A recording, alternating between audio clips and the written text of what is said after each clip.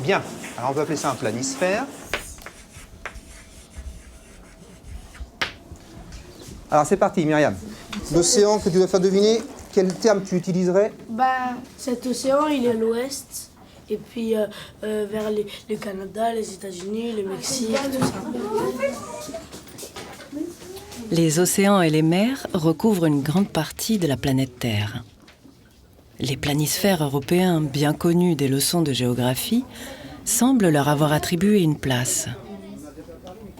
L'océan Atlantique, à gauche, apparaît comme un grand bassin reliant l'Europe à l'Amérique. Le Pacifique, coupé en deux, échappe difficilement à son statut de bout du monde. Et puis, en bas à droite, serré entre l'Afrique et l'Australie, l'océan Indien semble se faire oublier. L'océan Indien serait-il le plus discret des océans? Aurait-il une histoire à nous raconter? Bien avant les puissants satellites, on pouvait décrire les espaces grâce à des outils d'observation et de savants calculs. La présence de l'océan Indien est signalée depuis bien longtemps dans les représentations du monde. La cartographie en est le premier témoin. L'océan Indien n'est pas le fruit d'une découverte extraordinaire, mais plutôt de successions de rencontres qui ont démarré dans l'Antiquité. À cette époque, les hommes avaient une connaissance du monde limitée. Leur œcumène, c'est-à-dire la partie de la Terre occupée par l'humanité, se concentrait autour de la mer Méditerranée. Au printemps 327 avant Jésus-Christ, Alexandre le Grand part à la conquête avec son armée pour la plaine de l'Indus. C'est un incroyable moment de l'expédition d'Alexandre que de s'emparer d'un espace qui est un espace différent des autres dans l'horizon intellectuel et géographique des Grecs. D'un autre côté, c'est le moment où Alexandre, voulant aller toujours plus loin vers l'Est, doit à un moment céder, et l'historiographie antique nous dit qu'il cède pour suivre la pression de son armée qui refuse d'aller plus loin. Donc l'Inde est ce moment fondateur du prestige d'Alexandre et un des moments où Alexandre doit s'arrêter et mettre un terme à son aventure. Il ne revient pas par l'itinéraire terrestre qui l'a conduit en Inde. Il revient par la mer, donc il y descend, il y arrive. Il arrive dans le delta de l'Indus et au fond a marqué que lui, Alexandre, a été présent aux limites du monde. Et cette limite du monde, c'est notre océan Indien, bien sûr.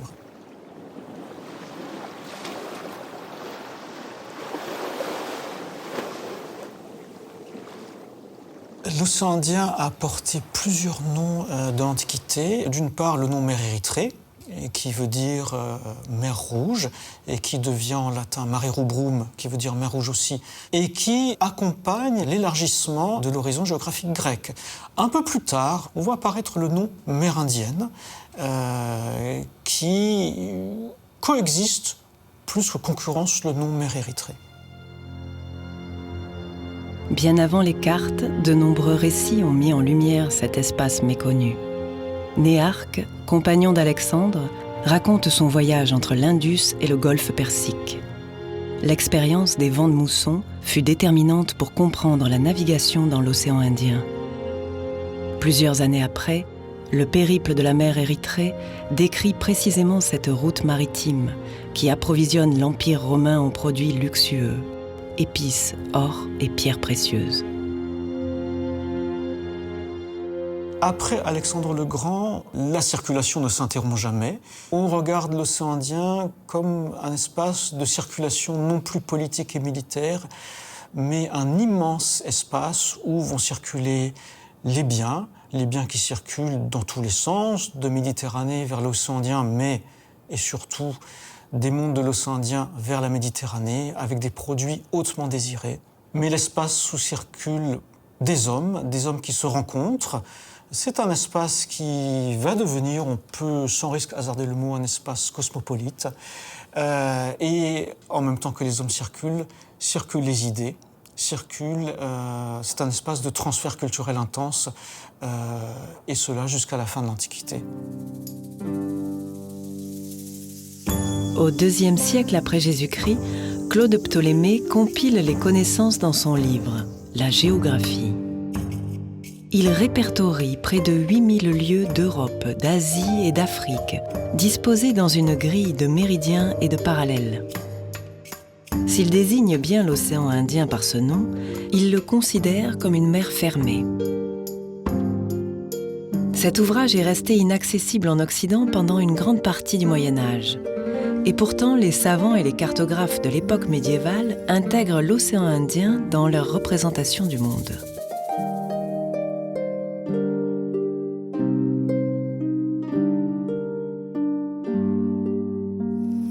Les cartes médiévales ont des formes étranges. Très souvent, il est très difficile de les interpréter sans avoir un bagage de connaissances. Les cartes, autrefois, dans l'Antiquité, au Moyen-Âge, sont surtout des outils intellectuels qui sont conservés dans des bibliothèques ou qui ont aussi un rôle monumental, qui peuvent représenter le monde pour, par exemple, une instance de pouvoir. Alors, cette carte est un très bel exemple de cartographie dans un manuscrit enluminé du XIIe siècle. Il s'agit du Liber Floridus de Lambert de Saint-Omer.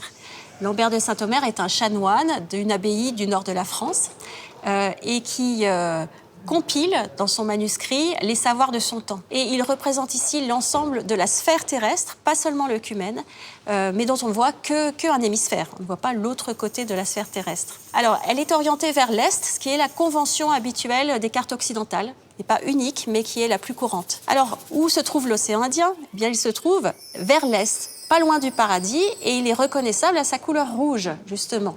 Non seulement cette couleur rouge qui rappelle la mer Érythrée de l'Antiquité, mais qui débouche aussi sur cet océan équatorial dont on ne connaît pas, finalement, les formes ni les limites. Alors, une des caractéristiques de cet océan, c'est qu'il n'est pas complètement inconnu. En effet, depuis l'Antiquité, on parle de l'océan Indien comme un océan qui regorge de richesses. Donc, dès l'Antiquité, dès le 1er siècle après Jésus-Christ, il y a des parcours commerciaux qui ramènent vers la Méditerranée des épices, des perles, des pierres précieuses et toutes sortes de produits exotiques. Sur cette map monde, ce que veut montrer Beatus de Liébana, ou le copiste, c'est d'abord un monde centré sur la Méditerranée. L'espace central, c'est la Méditerranée, autour de laquelle se disposent l'Europe, l'Asie et l'Afrique. Ce qui est intéressant aussi, c'est que cet espace de mer Rouge n'est pas considéré comme complètement inhabité, puisqu'on y voit l'île de Taprobane, qui est aussi un héritage antique. Cette île, qui désigne aujourd'hui Ceylan ou Sri Lanka, est l'île qui est supposée être très riche en pierres précieuses, épices et richesses fabuleuses. Donc, à l'orient du monde se situe un océan ouvert peut-être sur l'océan circulaire et qui est la source des richesses convoitées par les peuples de Méditerranée occidentale.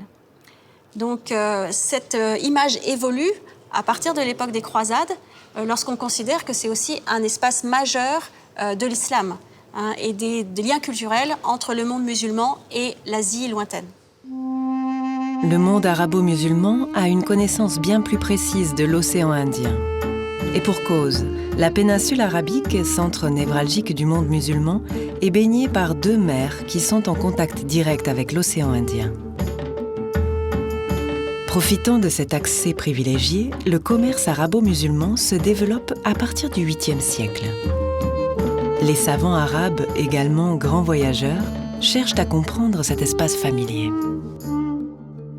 L'Institut du monde arabe possède une bibliothèque remarquable qui contient plusieurs collections de récits géographiques excessivement rares.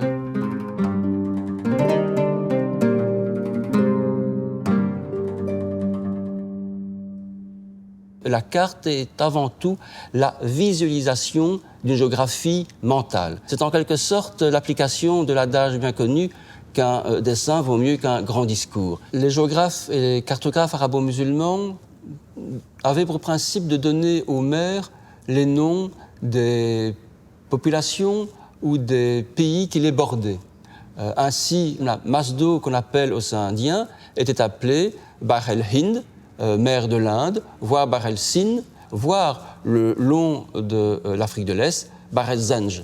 Donc ce sont ces parties qui ont été dénommées par rapport aux rives qui leur faisaient face. Et d'une manière générale, on peut considérer que c'est le nom de Bahr el-Hind, de mer de l'Inde, qui va prédominer dans la conception et la dénomination que les géographes avaient de cette masse océanique.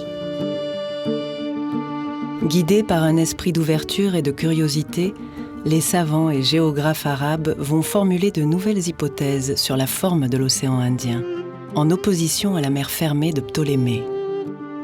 Dès l'adaptation arabe de Ptolémée, faite par Al-Khwarizmi à Bagdad, on se rend compte que l'océan Indien est une mer ouverte vers une mer inconnue, notre océan Pacifique a priori. Il faut garder à l'esprit dans l'évolution de l'image du monde qu'on peut distinguer deux courants. L'école majoritaire est fidèle à l'image de l'océan Indien telle qu'elle apparaît au milieu du IXe siècle à Bagdad, c'est-à-dire que l'on accepte d'ouvrir l'océan Indien vers l'Extrême-Orient, mais néanmoins le continent africain est exagérément prolongé vers l'Est, de sorte que le continent africain vient bloquer au sud cet océan Indien, et c'est elle qui va prédominer en nombre, qui est quasi hégémonique. Par ailleurs, la deuxième école, elle, va s'appuyer sur l'hypothèse d'Al-Biruni, à savoir que l'océan Indien est quelque part en contact, en relation avec notre océan Atlantique actuel, mais que cela suppose nécessairement un raccourcissement du continent africain. Et surtout, il a visualisé cette réalité sur sa carte dite des mers, et non pas des terres, si on veut, en réduisant ce continent africain pour bien montrer qu'il y avait nécessairement un passage réalisable entre les deux mers au sud de l'Afrique, mais que cela était du ressort des navigateurs d'aller confirmer cette hypothèse. Au XIIe siècle, le savant sicilien Al-Idrisi incorpore quelques nouveautés dans sa cartographie. Il ouvre l'océan Indien vers l'est et le parsème de nombreuses îles. Pour autant, il reste encore fidèle à la vision majoritaire, proposant un continent africain exagérément prolongé. Pour ce qui est des connaissances géographiques, on doit observer que la curiosité et la conceptualisation de ces espaces va changer de centre. À partir de l'époque ottomane, les savants ainsi que les bibliothèques d'ailleurs vont se retrouver à Istanbul. Et dans un deuxième temps, dans le courant du XVIIe et surtout du XVIIIe siècle, on a une pénétration des ouvrages géographiques européens qui ne s'appuient plus ou plus réellement pour les territoires lointains sur les connaissances arabo-musulmanes classiques qui sont tout à fait dépassées, mais sur des sources européennes, qu'elles soient traduites du latin ou transposées de langues vernaculaires. La cartographie théorique, mettant en scène l'extension de la chrétienté ou de l'islam dans le monde, n'est pas la seule à se développer à la fin du Moyen-Âge. Pour cartographier la Méditerranée et l'océan Indien, l'expertise des marins et des marchands est essentielle. Dès la période des croisades et l'essor du commerce maritime, les cartes, objets de savoir, ont évolué vers plus de réalisme. C'est à partir du XIIIe siècle qu'on voit apparaître des cartes marines qu'on appelle très souvent des cartes portulans ou même des portulans, qui sont dessinées avec un souci de rapport mimétique avec la réalité. Ce sont des cartes qui comportent en effet une échelle de distance et des lignes de vent qui indiquent les directions, si bien que la portion d'espace représentée ressemble à la réalité topographique. Donc ce sont des cartes souvent centrées sur la Méditerranée et la mer Noire, mais qui peuvent être étendues au reste du monde, comme sur la map-monde de Pietro Visconti. Alors, cette map-monde appartient à une série très célèbre, réalisée sans doute par le cartographe Pietro Visconti, qui était génois, qui travaillait à Venise. Il a travaillé aussi pour Paulin de Venise, qui est un historien franciscain vénitien. Alors, cette carte est très nouvelle par rapport aux autres modèles de la cartographie médiévale antérieure. La Méditerranée est représentée de manière assez réaliste. On reconnaît la forme des péninsules de l'Italie, de l'Espagne. En revanche, pour l'océan Indien, les formes sont encore largement imaginaires et il représente à la fois la Méditerranée et l'océan Indien de manière symétrique, à la manière des cartes arabes, notamment de Al-Idrisi au XIIe siècle. Donc il est très possible que Pietro Visconti ait eu connaissance de la map monde ou de la cartographie d'Al-Idrisi et un siècle plus tard réalise une carte qui reprend beaucoup d'éléments de la cartographie arabe.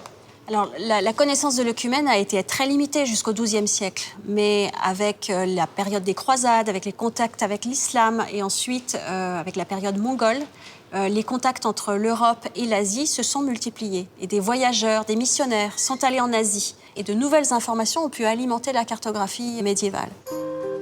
Un des premiers récits de voyage européen vers l'Asie, Le devisement du monde de Marco Polo, est la source d'inspiration du célèbre atlas catalan. Dans cette map monde, réalisée vers 1375, les cartes de l'Orient, de la Chine au golfe Persique sont approximatives, contrairement à celles de l'Europe. Mais la description de l'Asie est marquée par une innovation. L'Inde y est pour la première fois représentée avec sa forme triangulaire. De son côté, l'Empire chinois produit lui aussi des représentations du monde où l'océan Indien est situé pour eux à l'extrême occident. Des cartes régionales décrivent les navigations de Zheng He au début du XVe siècle, depuis la Chine jusqu'à l'Afrique et l'Arabie. Les explorations repoussent toujours plus loin les frontières et les contours des espaces se précisent. Alors, les épices et les produits qui viennent de l'océan Indien sont acheminés par la mer Rouge et le golfe Persique pour arriver vers la Méditerranée.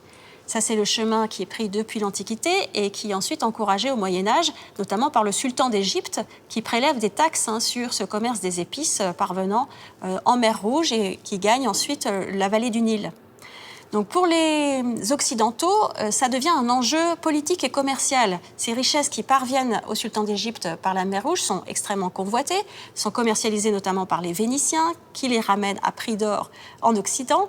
Et l'un des enjeux finalement du conflit entre l'Europe et l'islam, c'est aussi d'acquérir ces richesses sans passer par le contrôle politique du sultan d'Égypte. Donc des alliances de revers sont cherchées et aussi des routes alternatives vers les épices et les perles et les pierres précieuses de l'océan Indien.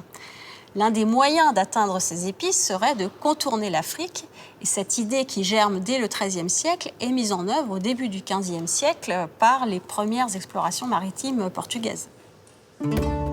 Pour contourner l'Afrique, il faut s'aventurer plus loin, au large, avec pour seul guide les étoiles. La traduction de la géographie de Claude Ptolémée au XVe siècle en Occident a légué une nouvelle orientation des cartes vers le nord géographique et une grille de méridiens et de parallèles.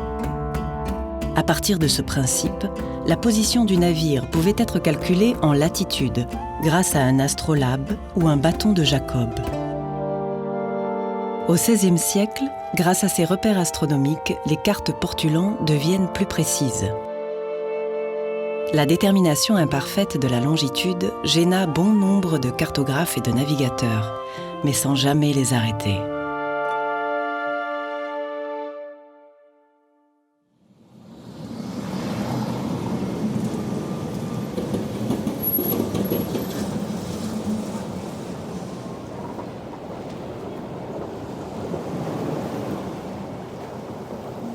En 1488, Bartolomeu Dias, un navigateur portugais, ramène la preuve qu'il est possible de contourner l'Afrique. Le roi Jean II nomme la dernière étape du voyage le cap de Bonne-Espérance. L'apport de Bartolomeu Dias, il est surtout au niveau de la navigation. Il va retourner au Portugal, d'après les sources, avec une très belle expression. Il raconte qu'il a le sentiment qu'il a changé d'océan. Donc il établit un peu un parallèle entre le vert des eaux atlantiques et ensuite le bleu de l'océan Indien. Et il pense que dans ces eaux bleues, il va trouver le chemin des Indes. Donc au départ, il cherche de l'or. Et puis évidemment, il y a la question des épices. En 1497, Vasco de Gama est chargé par le roi Manuel Ier de poursuivre la route maritime tracée par Bartolomé Diaz. Après des mois de navigation, il atteint Calicut, en Inde, grâce notamment à l'expérience des marins arabes et indiens. Une nouvelle partie de l'océan Indien est explorée et une nouvelle ère commence. Les Portugais cherchent à contrôler les détroits et à percevoir des droits de douane. Les enjeux commerciaux sont importants. Afonso de Albuquerque s'empare de Goa en 1510 et en fait la capitale des possessions portugaises.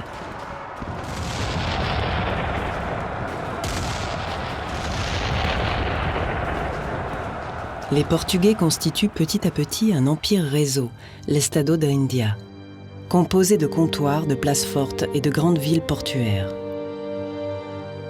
Ce nouvel empire exige une cartographie performante, seul outil capable de décrire avec précision le maillage des possessions portugaises.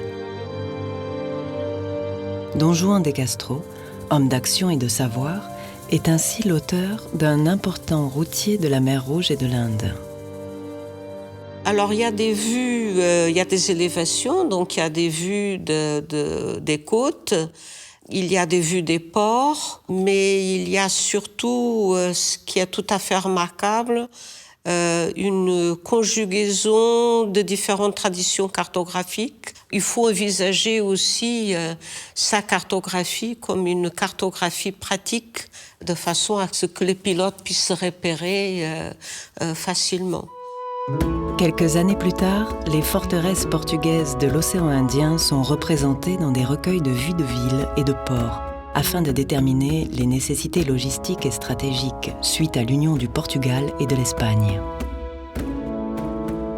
Initialement outil d'exploration pour les Portugais, des cartes d'apparat destinées aux rois sont aussi produites pour le tenir informé des progrès de la conquête et de l'expansion. Dans le cas d'Atlas Miller, c'est tout de même très intéressant parce que il n'y a pas de vide pratiquement dans cet atlas.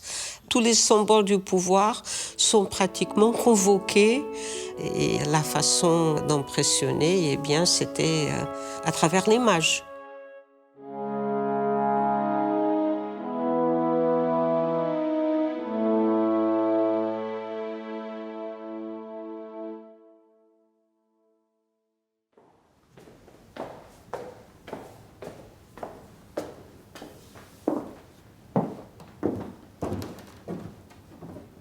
Sujet principal de l'Atlas Miller, l'Inde focalise toutes les attentions.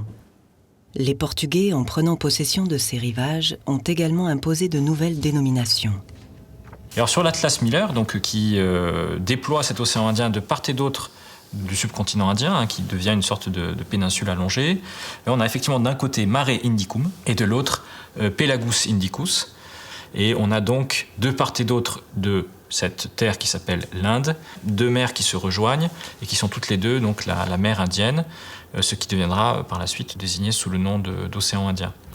Et donc voilà, ce qui est important sur cette carte, ce que veut manifester le cartographe, c'est le fait que le domaine approprié par les Portugais, c'est justement ce domaine de l'océan Indien.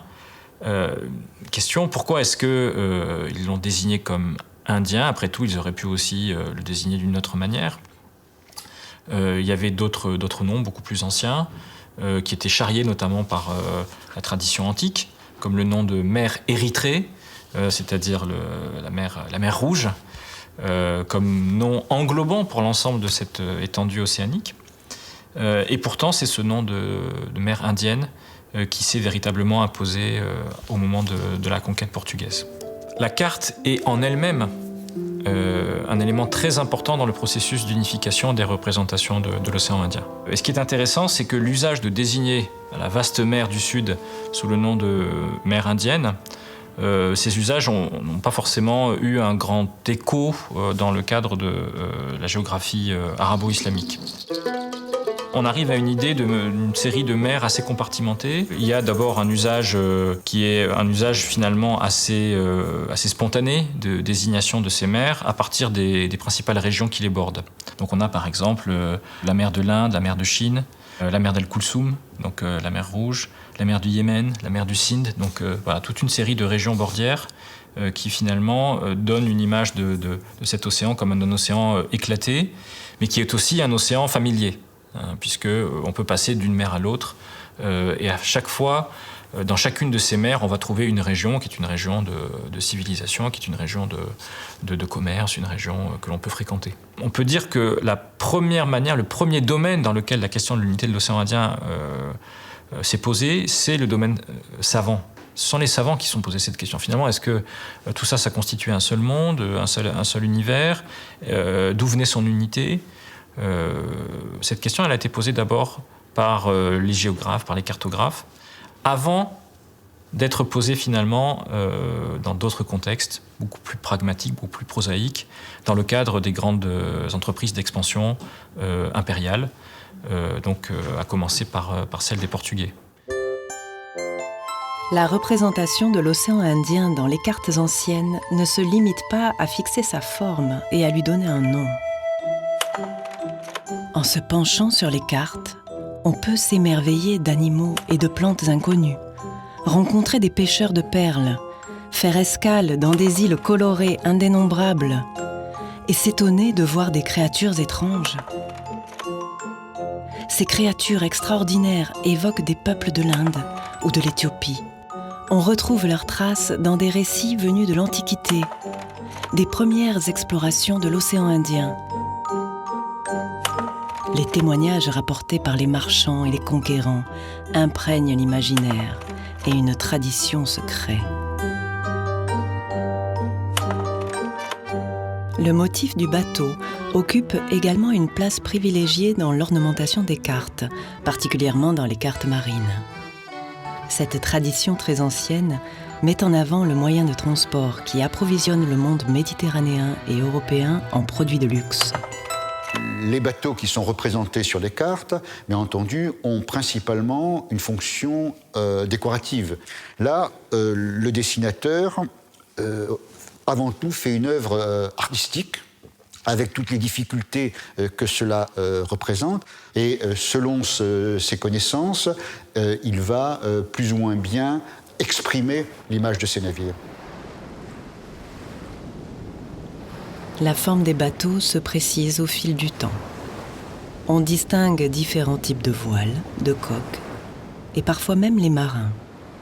Au XVIe siècle, au milieu de naves particulièrement majestueuses, Guillaume le Testu représente une petite coque rudimentaire sur l'océan Indien, témoignage de la présence de navigateurs autochtones. Les dessinateurs ont finalement glissé de précieux indices sur le domaine maritime de l'océan Indien. Alors un bateau, c'est d'abord une architecture. On essaye d'identifier ces signatures architecturales qui sont révélatrices de pratiques techniques inscrites dans un contexte culturel bien défini. Et c'est vrai que sur l'Atlas de Le Testu, les navires de ce milieu du XVIe siècle sont utilisés aujourd'hui, par exemple, par les historiens des techniques pour identifier certaines caractéristiques architecturales au niveau de la forme de la coque, au niveau de la composition des gréements, etc. Donc, manifestement, il y a une évolution entre les documents. Le royaume du Portugal s'éloignera progressivement des rivages de l'Inde, par manque d'administrateurs et puis par intérêt pour les nouvelles terres d'Amérique du Sud. Un empire chasse l'autre. Dans le dernier quart du XVIIe siècle, les Hollandais et les Britanniques, qui ont accumulé énormément de connaissances sur la navigation océanique, souvent même en participant à des traversées sur des navires portugais, vont aussi vouloir constituer leur propre empire, leur propre réseau commercial, que ce soit vers le Nouveau Monde ou vers l'Asie. Que ce soit la Hollande ou l'Angleterre, pour financer leurs expéditions, ils vont constituer des compagnies de commerce, la Compagnie des Indes orientales anglaises et la Compagnie des Indes néerlandaises, qu'on appelle couramment sous ses initiales VOC. De ses débuts jusqu'à sa faillite, la Compagnie néerlandaise des Indes orientales eut un service cartographique et hydrographique qui travailla exclusivement pour elle. Au sein de ce service hydrographique, a produit quantité de cartes marines sur parchemin, qu'on dit des cartes portulans. Ces cartes étaient nécessaires pour équiper les navires et assurer la sécurité de la navigation, puisqu'elles ont été de plus en plus précises au fil du XVIIe siècle et qu'elles ont constitué de véritables outils de navigation. Le service hydrographique de la VOC va être dirigé par une famille d'hydrographes, ce sont les Blaeu. Ce qui caractérise la production hollandaise, d'une manière générale, c'est le souci concret de la navigation. Ces cartes, étant utilitaires, sont des cartes sobres. Elles sont très peu ornées, elles comprennent assez peu de couleurs, certaines sont totalement dépouillées de couleurs. En revanche, les noms de lieux figurent avec une grande précision et sont souvent calligraphiés. Les lignes de rhimbe sont tirées avec le plus grand soin. Toutes les informations techniques sont données avec la plus grande précision. C'est vraiment le siècle d'or de la cartographie hollandaise.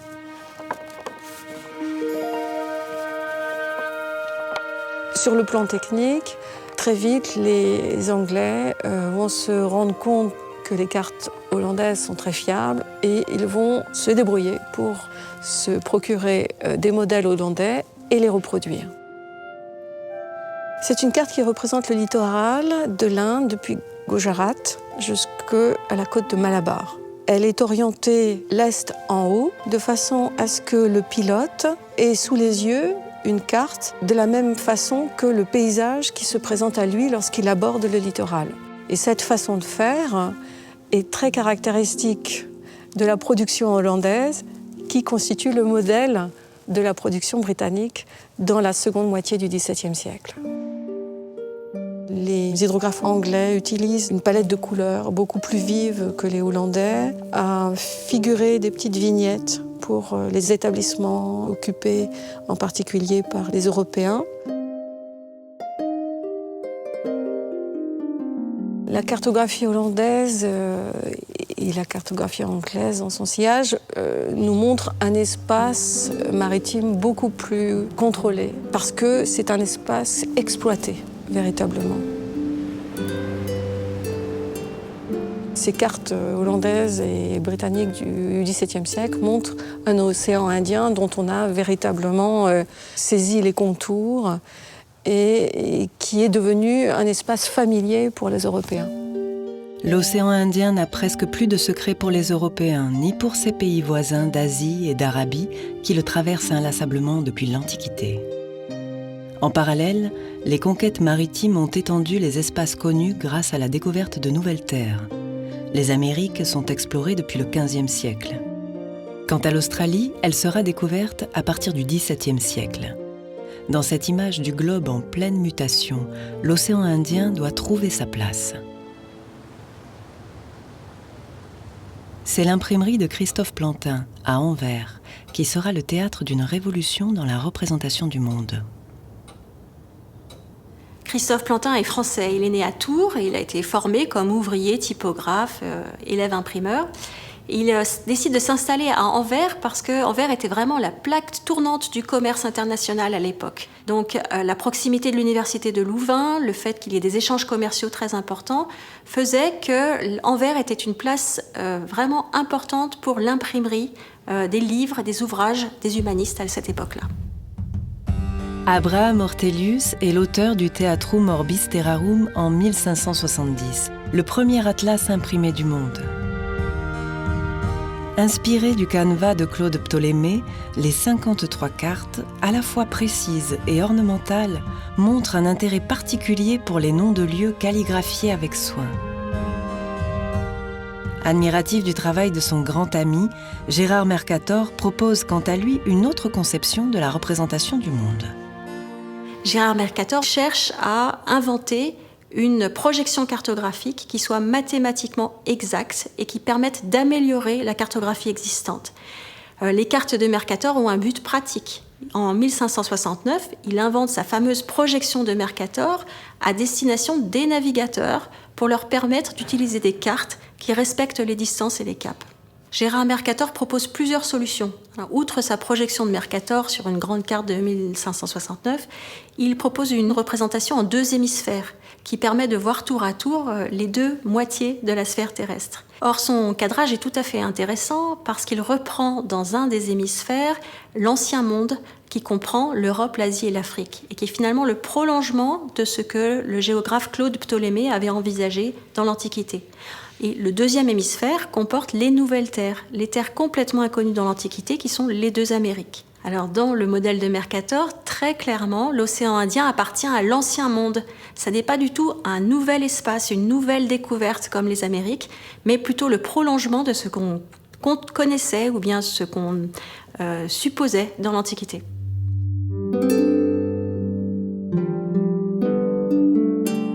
Alors ces atlas ont été immédiatement célèbres. C'est un succès de librairie considérable, même s'ils étaient très très chers. Comment ont été-ils reçus ? Eh bien, dans les pays asiatiques notamment, avec curiosité, mais aussi avec une certaine réticence, parce qu'il place l'Europe et les pays européens au premier chef et qu'il a une vision très européocentrée du monde. Ainsi, en Chine, Matteo Ricci adapte le planisphère d'Ortelius au point de vue chinois. Quant à l'empereur moghol Jahangir, vexé de voir une place aussi réduite à ses territoires dans l'Atlas de Mercator, il commanda une autre représentation centrée sur son empire. Il convenait en effet de ramener le monde à sa juste mesure, la sienne. La vision de Mercator s'est finalement imposée. Ces cartes ont servi de modèle, sans cesse améliorées et augmentées entre le XVIe et le XXIe siècle. Nos yeux ont oublié alors que rien n'était donné et que nous pouvions changer notre point de vue. Prendre du recul, regarder le monde dans sa globalité pour proposer d'autres lectures. Cartographier n'est pas seulement représenter le monde, mais le comprendre. Mercator a une ambition philosophique dans son atlas. Le titre exact de son atlas, c'est « Atlas ou méditation cosmographique sur la fabrique du monde et figures dissolues ». Ce qui intéresse Mercator, c'est de montrer la mécanique du monde reposant sur des principes mathématiques et il veut montrer comment le créateur a façonné le monde à travers ses cartes. L'océan Indien, il a été fabriqué parce qu'on l'a d'abord conçu, on l'a nommé. Et c'est le point de vue des cartographes qui a permis de donner une image unifiée d'un espace qui naturellement ne l'est pas, qui est ouvert de tous côtés. Finalement, si on conçoit l'océan Indien comme un ensemble, comme l'un des océans du monde, c'est parce que les cartes, notamment les cartes scolaires, nous ont incités à imaginer justement une répartition des océans qui est celle-ci. Les habitants de cette curieuse planète ont cherché à comprendre l'espace où ils vivaient. Longtemps, l'océan Indien avait été pensé comme interstice ou comme marge. Plus tard, mer de commerce ou espace de domination, finalement le tout devait converger au cours du XVIIe siècle. Ainsi, cette mer que l'on croyait située aux confins de la Terre, finit-elle par devenir le premier des océans de l'ancien monde.